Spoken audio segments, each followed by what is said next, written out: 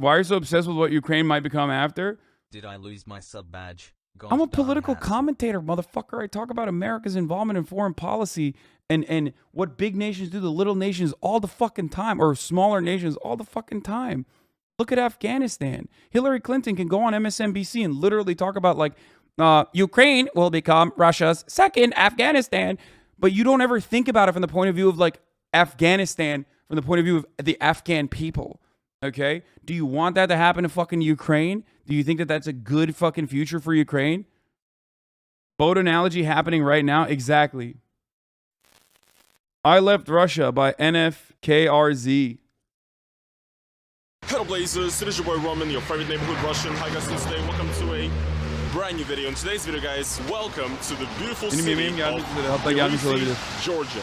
Yes guys, that is correct. I'm currently in Tbilisi, the capital of Georgia, for an extended vacation. Let's just call it that for now, I guess. But yeah, I've been here for a bit. This is like my 4th proper day here. And yeah, last days have been super hectic, and also the weather was ass. But finally I'm getting to record this video. Basically, yes, the title of this video is not clickbait. I have actually left Russia. I don't know for how long, I don't know how well this is gonna go, but I did. Oh, I thought that was the Russian flag for a second. That almost got me spooked. Because that's not the flag you see a lot on the streets of Georgia, and I understand it. I guess one thing that you guys are gonna ask me immediately is why I left Russia and why I specifically came to Georgia, I guess. And honestly, there's a ton of reasons. Well, first of all, I would say that my main reason for, making the decision to leave Russia is the fact that, well, I'm pretty sure, at this point I'm like 99.9% sure that YouTube in Russia is probably gonna be banned within like the next couple of weeks. And obviously I'm a YouTuber, so that is a big concern for me. Another factor is that I guess, I'm really uncertain about the future of Russia at this point. Dude, Georgia is so beautiful. Every single one of these countries is just so fucking pretty. It's wild to me. It's like, as someone who's like living in America, it's so strange seeing, one, public transportation that is constantly fucking whizzing by, and two, beautiful architecture that has like, been built many years ago. To be honest, because these sanctions and everything, no matter what some people might tell you, they are very, very destructive for the Russian economy, okay? In some regions of Russia, there's already shortages of certain food products, for example, sugar. Bro, this is crazy because Russia literally straight up is like, oh no, we're tanking it. We're totally tanking the sanctions. And even America has not really talked about how successful the sanctions have been. You know what I mean? I feel like you don't really hear about it in a real way, what the serious impact of sanctions have been on average Russian citizens, kind of. So it's interesting to see it. I mean, the real sanctions are the top of the hour ad break, which is kind of like a sanction on the non-subscribed chatters who might want an ad-free broadcasting experience, but I'm sanctioning you to watching an ad instead. But of course, if you no longer want to see those ads, all you need to do is subscribe. That's a way to block the sanctions of the top of the hour ad break, which you can, of course, subscribe for $5 or for free with a Twitch Prime. Twitch Prime is free, or you can get gifted a sub if you're lucky. Here's the 1 minute ad break now. Sanctions, more like danctions. Yep.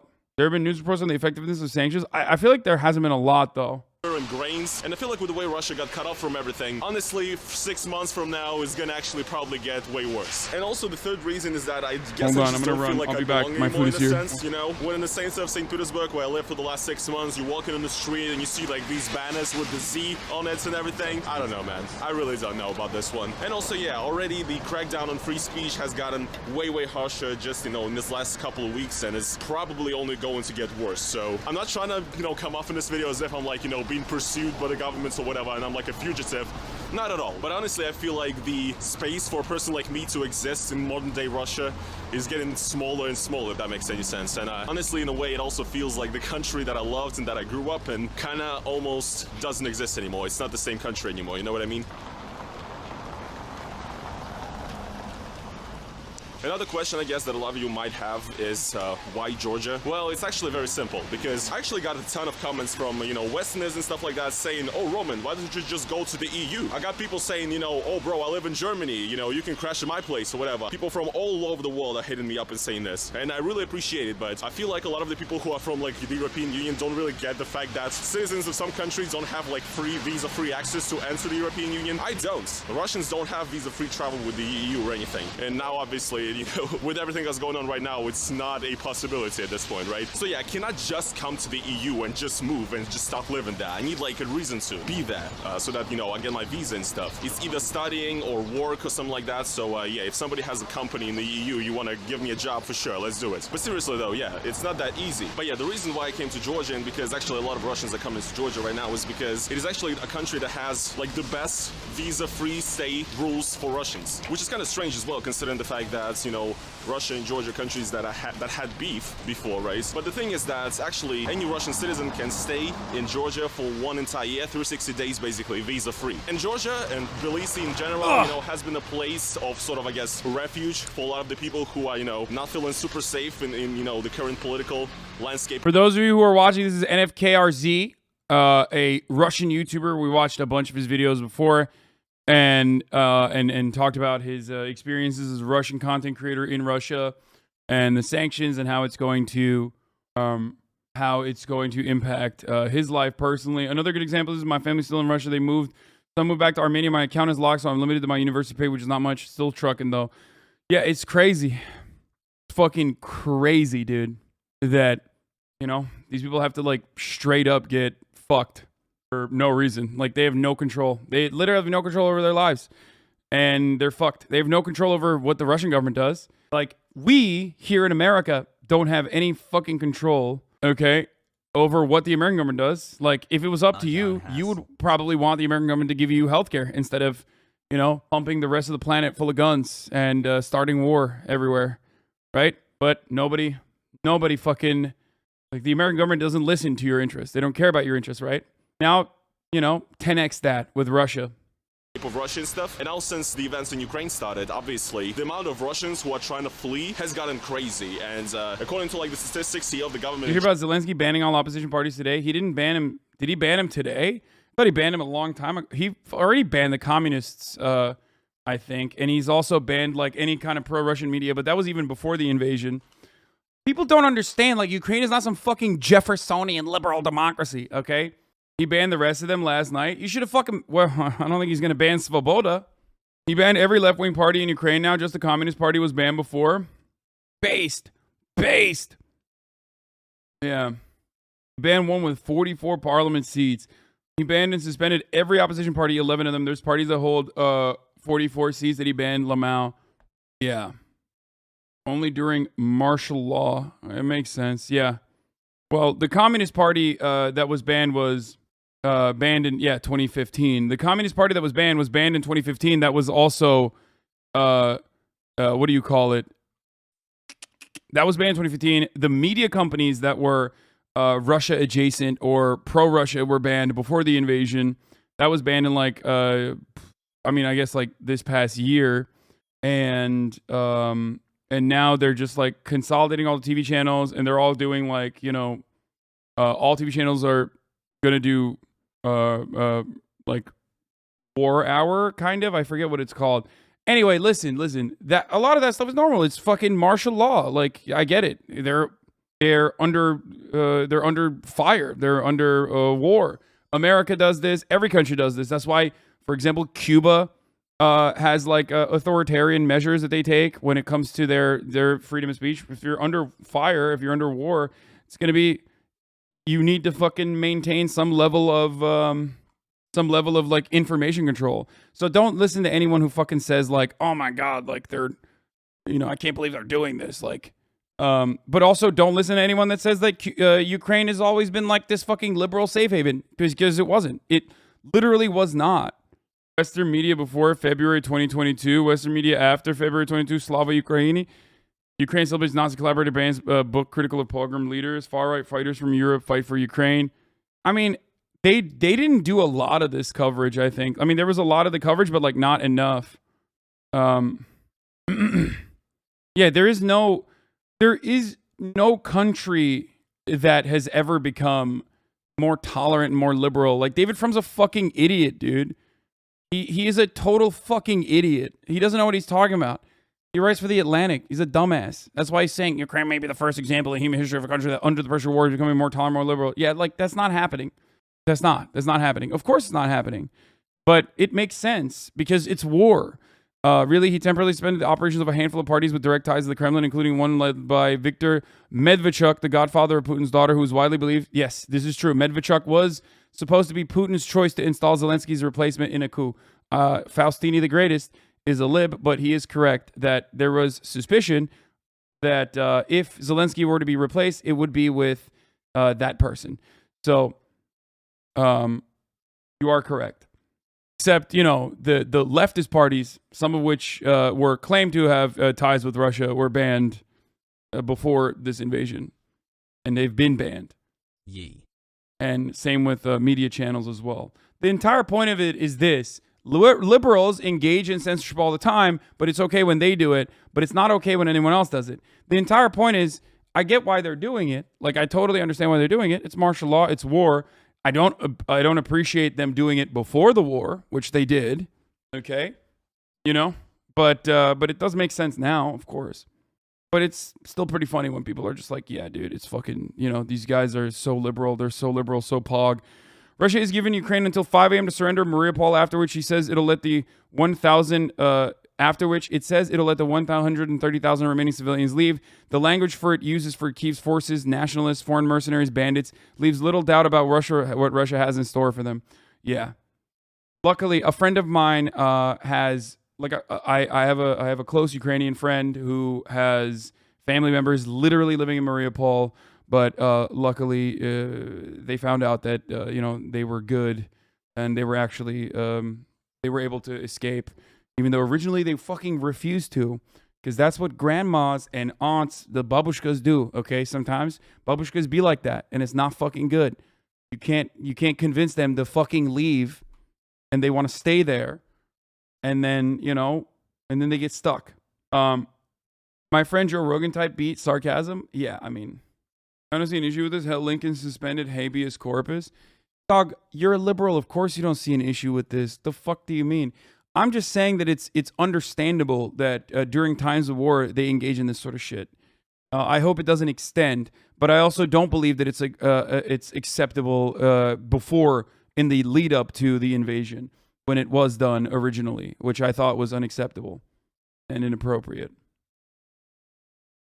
Even by devastating standards of Russia's war in Ukraine, what's going on in Mariupol is pure horror. Guy Chazan spoke to survivors. His story is free to read. Liberals are literally incapable of criticizing Ukraine. It doesn't matter. It doesn't matter. It doesn't matter. A lot of liberals have already given up on Ukraine. They don't give a fuck anymore. So you know. So spending habeas corpus is acceptable. What the fuck's going on in this chat? Oh, it's all Kurdish. All right. No, like I said, I don't think it's appropriate or acceptable what they did before the invasion. But I understand why they're doing it after the invasion. But I also wonder if they will continue with that attitude. And yeah, I think they will. This is yet another instance of like my fears coming true, where Ukraine will permanently become a more right-wing, reactionary fucking country in the aftermath of this war, and Russia is responsible for that. Okay, it's not just Western forces. Obviously, they're responsible as well. They bear some of the responsibility for it, but it's certainly Russia for invading Ukraine and making it fucking worse. Okay, Georgia apparently. You disagree? You don't think Russia is responsible by invading? You think like when a fucking large imperial power puts its fucking dick through your country, that your country is not going to use nationalist gangs as a fucking emancipatory force? What do you mean? Have you looked at a history book? That has literally always happened. They are number one. What makes Russia imperial? Okay, irredentist, if you want to say that, dummy. What do you mean? Like, I don't think Russia wants to fucking literally just long dick Ukraine and take it over in its entirety. Okay, I think Russia understands that multiple years of occupation would be devastating. I think Russia's current demands on Ukraine, as up to that peace negotiations that we have talked about, are understandable, reasonable demands that they have made, with certain exceptions. Obviously, like full-blown demilitarization is not going to fucking happen. Obviously, that's never going to happen. But like, assurances in writing that Ukraine is not going to join NATO, which they never were going to anyway, shit like that, those are justifiable, and those are reasonable demands that they're making. What's unreasonable, however, is fucking blowing up an entire country in your goddamn neighborhood to get those demands. Okay? Completely unacceptable and idiotic. Idiotic for the reasons that I've already mentioned. Idiotic because of the economic consequences for Russia and regular Russians. Idiotic because the bloodshed that it's causing, the devastation it's causing in a neighboring country of 44 million people, a country that has a history of separatist nationalism from the USSR historically, that has literally gone so far as to like collaborate with fucking Nazis. Okay? In a country like that, when you go in and invade, they're going to get fucking really violently right-wing. Okay? It's completely unjustifiable. What Russia's actions were not only completely unjustifiable, they might as well just done this with a fucking gift wrap to Washington, D.C., in the words of Noam Chomsky. They basically, literally, they should have like wrapped this up. They should have wrapped this up with a fucking bow to Washington. You literally justify every Atlanticist shithead and their fucking fears, okay? Why are you so obsessed with what Ukraine might become after? Did I lose my sub badge?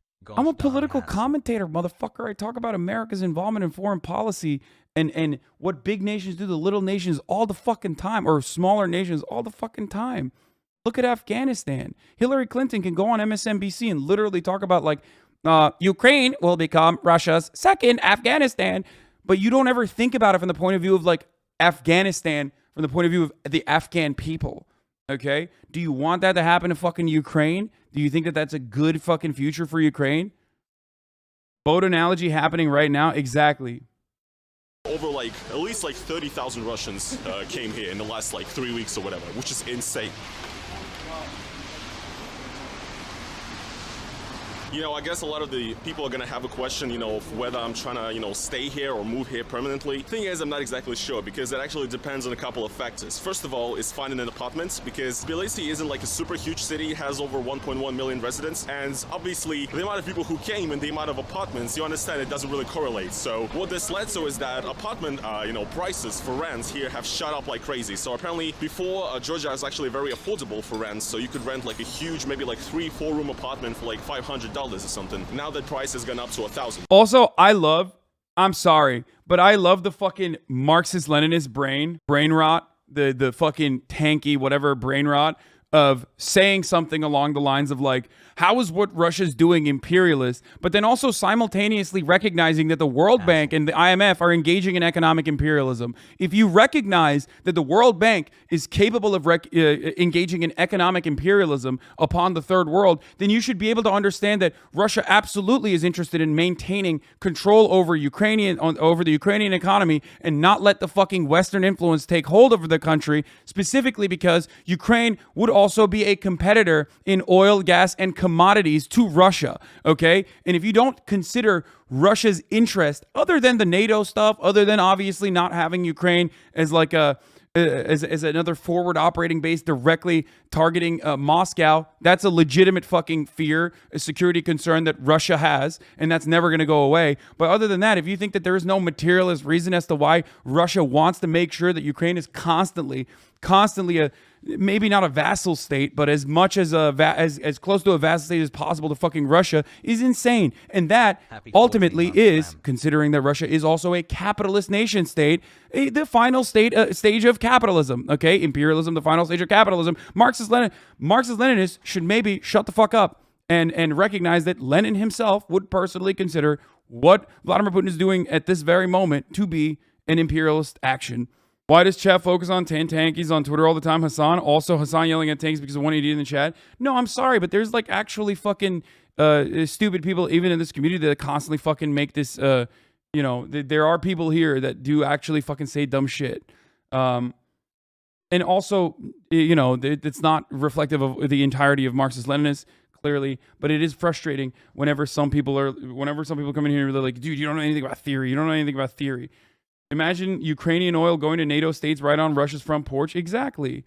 Even if Russia doesn't want to fucking make sure that like, even if Russia isn't personally interested in like destroying Ukraine's like opportunities with respect to becoming like a gas oil giant that could compete against Russia or whatever, even if that's not their main interest, which it kind of is because they just don't want a competitor. They certainly don't want that to be a Western ally, a Western aligned nation that is a competitor to them.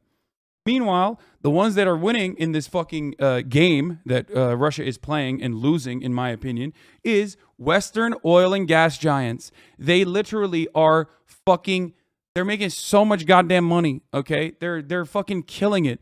They get to destroy the hopes of a fucking second pipeline going directly into Germany, okay? And now the rest of the world is going to have to be reliant on them for the distribution of oil and gas instead of Russia, cutting out a major middleman, cutting out a major competitor in the OPEC Plus nations by, by becoming the main provider for Europe. And they will do it. Sick. It's great. It's awesome. Great. Meanwhile, people are just fucking dying. Ukrainians are dying for no fucking reason. Russian conscripts are dying.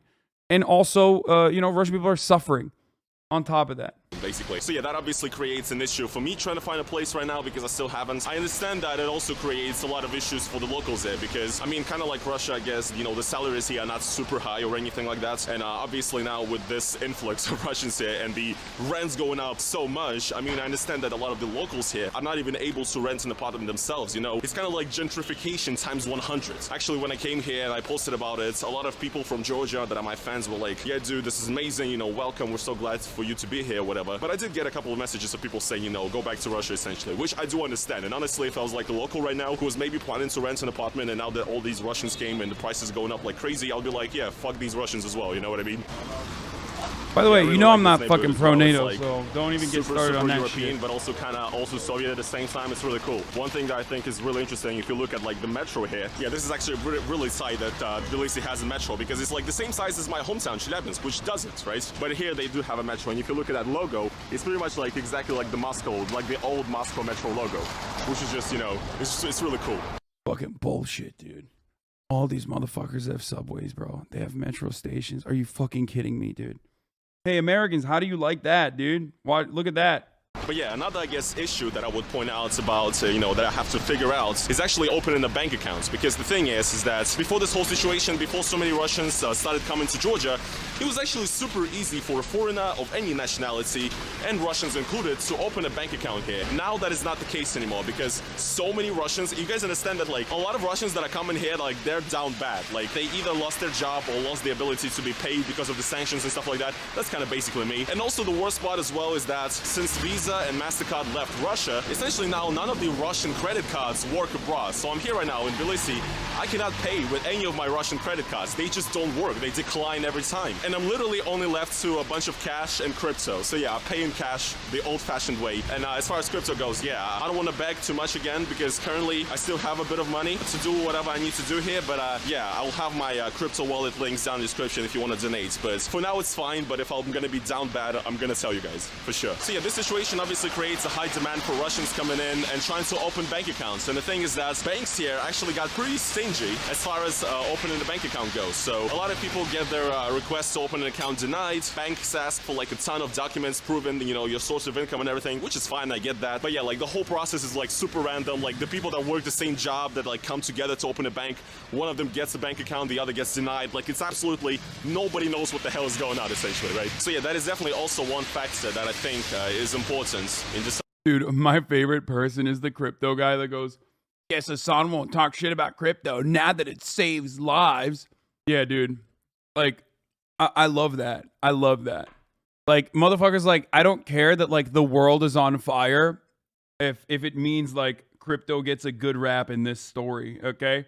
Crypto's saving lives, dude. Going to the moon.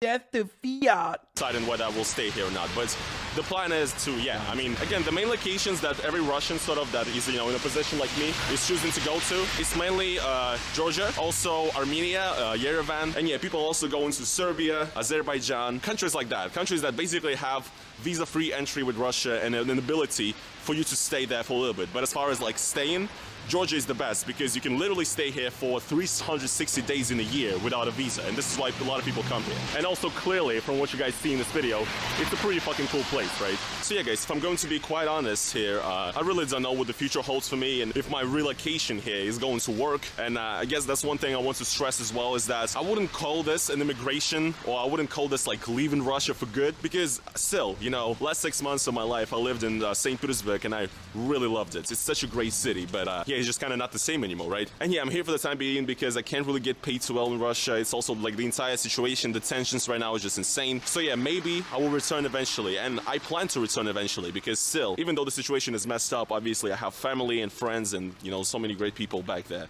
and you know, losing that is painful.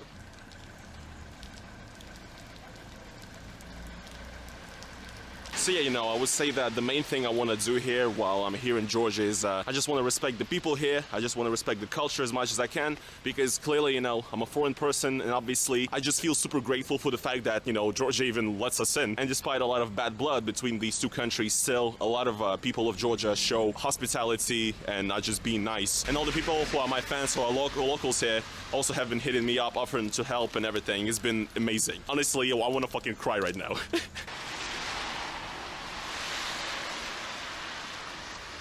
So yeah, I'm kind of like in a weird state. Like, YouTube is not like my main priority right now, because I'm just trying to figure out, you know, how to sort of figure things out here and everything. But yeah, once I get my shit sorted, I mean, I would say that, you know, this country gives me a lot of opportunity to produce content. I mean, this place is very unique. There's for sure gonna be a lot of, you know, Soviet stuff for me to film here, so that's not gonna be an issue. So all of you Soviet heads, rest assured that the content, even though I'm not in Russia at the moment, the content is still gonna be, there's gonna be enough Soviet shit for you to look at, basically. That's what I'm saying. So yeah, I guess the last thing I want to say in this video is that I just want to, again, thank everybody for your support. The amount of messages I'm getting these days, and just the amount of people, you know, checking if I'm okay and everything, has been crazy. And I hope you guys are gonna be here along for the ride, along for the journey. I really don't know what the fuck is going on in my life at this point, to be honest, but we'll figure it out. We'll figure it out. It's gonna be all good. Hopefully you guys are gonna enjoy the vlogs, you know, the times of a dumbass Russian in Georgia who doesn't know what the fuck he's doing with his life. And yeah, just want to say again, thanks for watching this video. Again, if you want to support me additionally, go down to the description, you know, my crypto wallets, whatever, donate, support me, because right now I don't know what the fuck is going on with my finances. You know, I'm essentially like a second-class citizen all over the world now. My cards don't even work. It's a fucking nightmare. But yeah, hopefully you guys enjoyed this video, and hopefully you guys are gonna be along. Ukraine is rapidly sinking the fascism and Nazis, and what should Russia do? Just allow the ideology that massacred millions to thrive? Hell no, this is genuine anti-fascist action. Dude, you are fucking delusional, dude. You are so close to just getting absolutely fucking ass blasted with a band hammer. 21 subscriber, Sophia.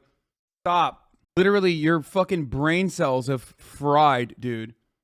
Okay? Ukraine hasn't been closer to fucking Nazism on their own volition before Russia invaded. Okay? Of course, there are right-wing elements, reactionary elements, and nationalist elements within Ukraine. I've talked about it a million times. But you know what actually fucking galvanizes them? Legitimizes them? Getting fucking invaded by the country that all of the nationalists have been fearful of in perpetuity. Okay? I mean, look at 9/11 post, look at America post 9/11. Okay?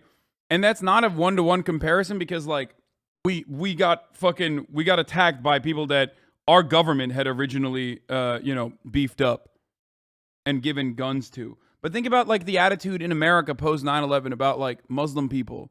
And also just like America's endless imperialist affairs. And you recognize that that's not appropriate, right? You see that. You know that Americans were fucking psychotic after that. But a part of you has to realize that like that happened because they felt for the first time, Americans felt for the first fucking time, fear. Genuine fear that like, oh shit, we could be attacked at any given moment. Okay? Now understand that like Ukrainians already fucking have that fear. And now those fears have been realized. Wasn't it not a Nazi show before the war? No, there were reactionary elements, of course, and Nazis, of course. And the Ukrainian governments had historically conceded to those reactionary and Nazi elements. But you also have to remember, like, Hillary Clinton literally told Europe, if you want to defeat, you know, the right-wing fascist momentum in Europe, you have to literally concede to them. That's just the neoliberal position. Like, you're making it seem like Zelensky is anything different than like a Hillary Clinton style corrupt ass fucking neolib. It's just so stupid. You have to understand that like most neoliberals want to and feel like feel like they have to fucking concede to reactionary forces because they themselves are, you know, they have like a hidden level of reactionary hostility as well. For the rides, and yeah, I'll see you guys in the next video. Peace. Oprah was doing BB before Ice Cube. On the show involved a white man who wanted to experience what it would be like to live as a different race. Watch. Wait, first of all, that was NFKRZ, no fuckers. Okay, currently out here. He's now in Georgia. And I hope he's all right. Right. No, I'm proud of you. No, dude, I'm not. No, I'm not about your me. anti-cop rhetoric. High five me right now. High five me right. Hey, if you like this video, please subscribe and hit that bell so you don't miss out on any future videos.